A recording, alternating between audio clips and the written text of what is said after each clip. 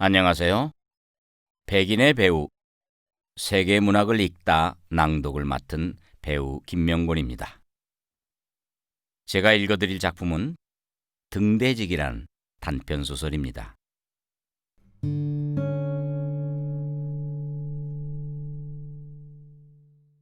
이 작품은 율리안 호라인이 젊은 시절 미국에서 보낸 서신에 의거해 실화를 바탕으로 쓰였다. 어느 날 파나마에서 그리 멀지 않은 에스핀월이라는 항구 도시에서 등대지기가 흔적도 없이 사라져버렸다. 그날은 몹시 거센 폭풍우가 몰아쳤기 때문에 사람들은 아마도 그 불운한 등대지기가 해변에 나갔다가 파도에 휩쓸려 버렸을 것이라 생각했다.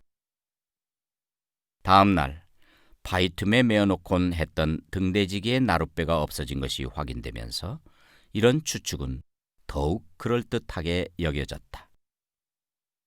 결국 등대지기 자리는 공석이 되었고 가능한 한 빠른 시일 내에 후임자를 물색해야만 하는 상황이 되었다. 등대는 그 지역의 유일한 길잡이였을 뿐만 아니라 뉴욕과 파나마를 오가는 선박들의 항해에 결정적인 영향을 미쳤기 때문이었다. 모스키토만은 모래톱과 암초가 많아서 대낮에도 항해하기가 수월치 않았다. 특히 밤에는 아열대 뜨거운 햇볕에 펄펄 끓어오른 수면 위로 물안개가 자욱하게 피어나기 때문에 항해가 거의 불가능했다. 이럴 때 오가는 선박들을 인도하는 유일한 길잡이가 바로 등대의 불빛이었다. 새 등대지기를 구하는 임무는 파나마 주재 미국 영사에게 맡겨졌다. 하지만 그 일은 여간 골칫거리가 아니었다. 12시간 안에 서둘러 후임자를, 그것도 매우 정직하고 양심적인 사람을 선발해야만 했다. 아무에게나 대충 떠맡길 수 있는 일이 아니었고, 그보다 심각한 문제는 그 자리를 원하는 지원자가 단 한 명도 없다는 사실이었다. 등대에서 하는 생활이 외롭고 고된 탓에 한가로운 유랑 생활을 즐기는 게으른 남쪽 지방 사람들에게는 구미가 당기는 일자리가 아니었다. 등대지기는 거의 죄수와도 같은 생활을 해야만 했다. 일요일을 제외하고는 등대가 있는 바위섬을 떠날 수가 없었고, 하루에 한 번씩 에스핀월에서 오는 배가 식량과 물을 전달해주고 서둘러 떠나고 나면 손바닥만한 바위섬에는 인적이라고는 찾아볼 수가 없었다. 등대지기는 등대에 상주하면서 낮에는 풍향계가 가리키는 대로 여러 색깔 깃발을 걸어놓아 바람의 방향을 알려주고 밤에는 등대에 불을 밝히는 일을 했다. 사실 일 자체만 놓고 보면 그다지 힘들다고 볼 수 없었다. 정말 힘들고 고달픈 건 400개가 넘는 나선형 계단을 올라가서 탑 꼭대기에 불을 켜는 일이었다. 때로는 이 고된 여정을 하루에도 수차례씩 반복해야 했다. 등대지기는 수도원에 들어간 수도자와 같은 삶을 살아야만 했다. 아니, 홀로 고립된 생활을 견뎌내야 한다는 점에서 그보다 더 외롭고 고독한 직업인지도 모른다. 아이작 펠컨 브리지 영사는 불운하게 세상을 떠난 등대지기의 후임자를 찾는데 적지 않은 어려움을 겪고 있었다. 그래서 마침내 뜻밖의 지원자가 나타났을 때 그는 뛸 듯이 기뻤다. 지원자는 70살도 더 되어 보이는 노인이었지만 풍채는 군인같이 늠름하고 등이 곧고 정정해 보였다. 머리는 눈처럼 새하얗게 빛났고 피부는 마치 이곳의 원주민인 크레올처럼 검게 그을어 있었다. 그러나 푸른 눈동자로 보아 이곳 남미 사람은 아닌 듯 했다. 표정은 어딘지 모르게 슬프고 우울해 보였지만 고지식한 인상을 주었다. 펠컨 브리지 영사는 첫눈에 그가 마음에 들었다. 남은 것은 면접 절차뿐이었다. 영사는 노인에게 조심스럽게 물었다. 고향이 어디죠? 폴란드입니다. 지금까지 무슨 일을 하셨습니까? 이곳저곳 떠돌아다니며 여러 가지를 했습니다. 등대지기는 한 곳에 머물러 있어야 합니다만 저도 이제는 쉬고 싶습니다. 혹시 군대에서 복무한 적이 있나요? 아니면 정부에서 인정하는 증명서나 자격증을 가지고 있습니까?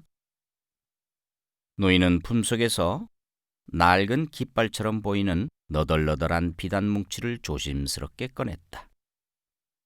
그러고는 비단에 쌓인 무엇인가를 영사의 눈앞에 펼쳐놓으며 말했다. 이게 바로 증명서들입니다.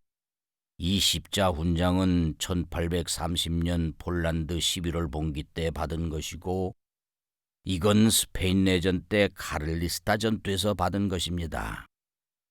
이 훈장은 프랑스와 알제리의 전투 때 받은 것이고 마지막 훈장은 헝가리 독립전쟁 때 받은 것입니다.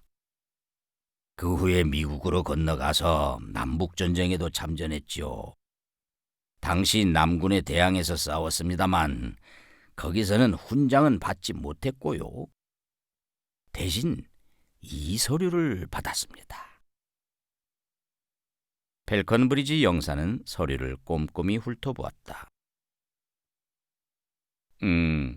스카빈스키? 이게 노인장의 이름입니까? 두 보병 중대를 상대로 6탄전을 벌였고 적진에 뛰어들어 직접 깃발을 탈환한 전력이 있으시군요. 아주 용감한 군인이셨네요. 등대지기 일도 성실하게 잘할 수 있습니다. 하루에도 여러 번 탑 꼭대기까지 오르내려야 하는데 다리는 튼튼합니까? 미시시피 강변의 대평원을 종단한 적도 있습니다. 좋습니다. 그럼 뱃일에는 익숙한가요? 3년 동안 포경선에서 일한 경험이 있습니다. 경험이 참 풍부하시군요. 조용히 쉬는 것만 빼고는 지금껏 안 해본 일이 없습니다. 무슨 까닭이라도 있었습니까? 노인은 어깨를 으쓱해 보였다. 제 팔자가 그랬으니까요. 그렇지만 내 생각엔 말입니다. 등대지기로 일하시기엔 나이가 좀 많은 것 같군요. 영사님. 지원자는 간곡한 어조로 말을 이었다. 저는 지금 지칠 대로 지쳤습니다.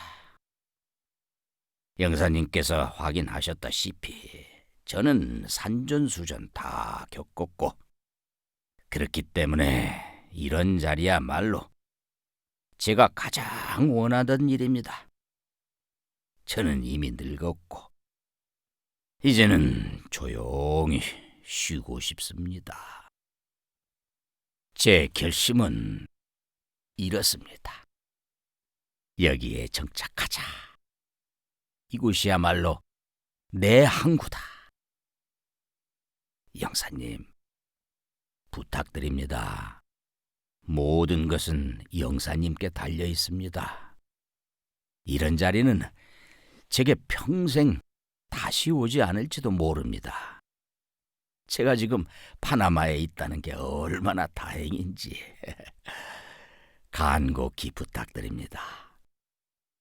지금 제 처지는 어딘가에 정박하지 못하면 곧 가라앉을 배와 같습니다. 제발 이 늙은이에게 기쁨을 주세요. 정말 열심히 하겠습니다. 이젠 떠돌이 생활에 눈더리가 납니다. 노인의 푸른 눈동자가 너무나도 간절해 보였기에 친절한 심성을 지닌 펠컨 브리지 영사는 마음이 움직였다. 좋습니다. 채용하도록 하죠. 이제부터 당신은 등대직입니다.